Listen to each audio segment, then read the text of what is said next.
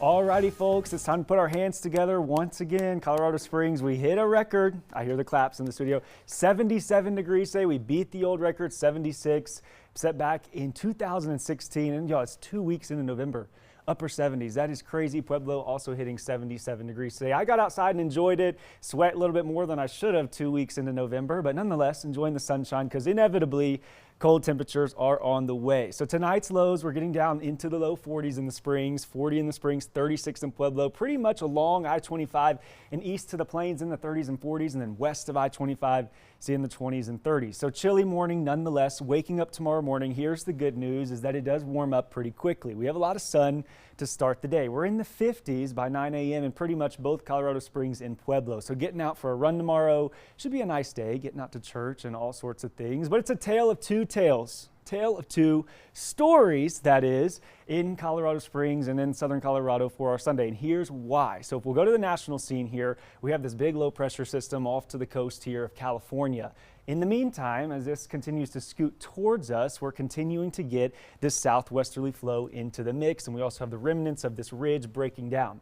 So the first part of Sunday is going to be really nice and very dry for a lot of us. And matter of fact, temperatures tomorrow are still going to be into the upper 60s in the Springs, 65 in Monument, low 70s in Pueblo, and even west of I-25, these are still pretty much above normal for those areas. But as we go into the evening hours, here's where things start to change. So that low starts to track into place.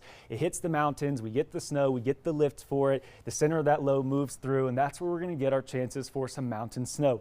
And we need it. The ski resorts, they have been without. So this is good news for us. So here's the stormcast for Sunday. If you'll notice, very dry to start the day here. All of southern Colorado is really not seeing anything at all, but here's where that low is coming in. It's bringing in the moisture, hits the mountains. There's the snow. The sun is going down. The temperatures are dropping.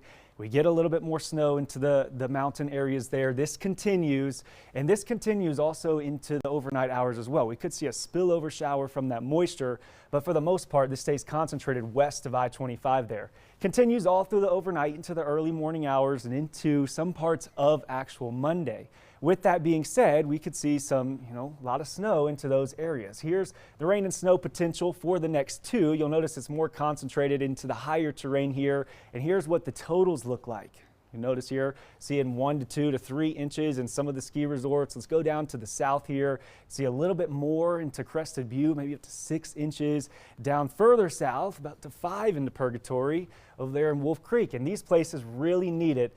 So if you're not seeing snow tomorrow, which is most of us, you are going to see the wind. It's going to be very breezy Sunday night into Monday, and that's because a front is coming through, 20, 30, 40 mile an hour wind gust in most spots. Just something to keep in mind as we go into Monday. That's really a nuisance for us around here. Behind that, though, on Monday's high temperatures, we're dropping the temps into the 50s and 60s in most spots, 70s along the Arkansas River. You notice a pattern change is on the horizon there. We have rain chances into the forecast coming by mid to the end of next week, and that's the same here in Colorado Springs. So we'll have more news and sports coming up after the break.